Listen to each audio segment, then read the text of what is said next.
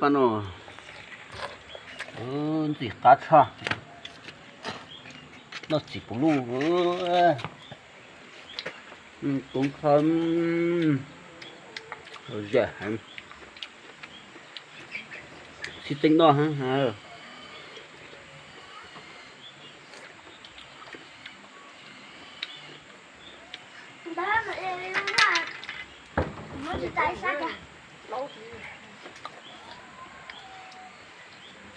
Tôi mẹ không nổi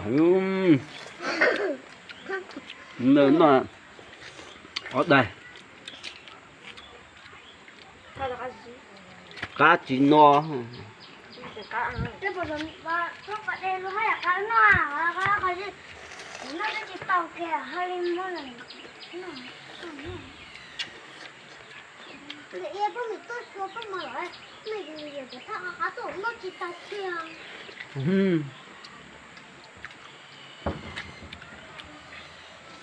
chúng nó không có không他不白了，知道？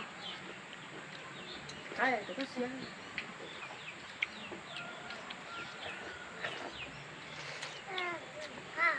nói ăn của khách ăn cá. xịt tránh nữa Can một can. Để có tụi này phải không? chính nó lọt sẽ trâu Để có một cái bé họ một cái bự. Nhỏ. Đó rồi là cái. kẻ từ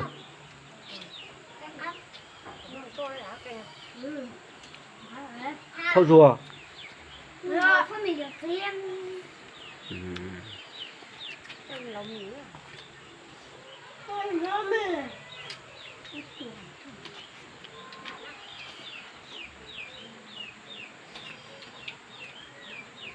ui hãy cười nhá